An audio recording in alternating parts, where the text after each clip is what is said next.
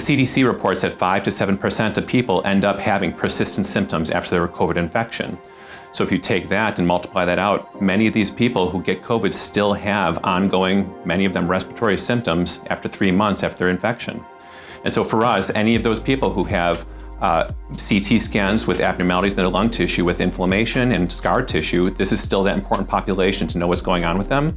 A lot of the referrals that we got and patients coming to us were individuals who had really prolonged respiratory symptoms after their COVID-19 infection. Sometimes these individuals were hospitalized, sometimes not.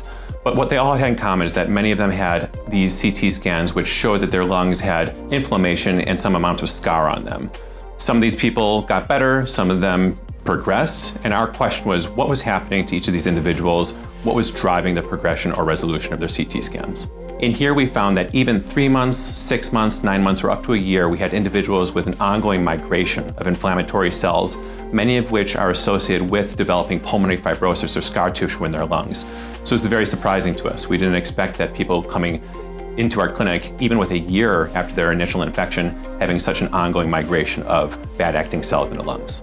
All these bad-acting type cells that create fibrosis in the lungs after COVID-19 that we found are very similar in their biology to what we see with other fibrotic lung diseases, including IPF or idiopathic pulmonary fibrosis. So this common denominator here where we have a migration of profibrotic cells is a common biology that we can address whether after COVID or with other diseases. So what's next in our research is finding out how to stop the influx of these particular cells that we know to be associated with fibrosis and trying to help that situation, whether it's after COVID, after flu, or in other conditions.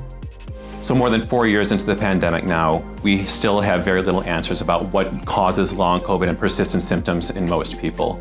The important thing to remember is that on one hand, many people do get better over time, but we've learned a lot about long COVID. And so for those individuals still struggling, we've learned a lot and we're continuing to make headway into what's driving this process.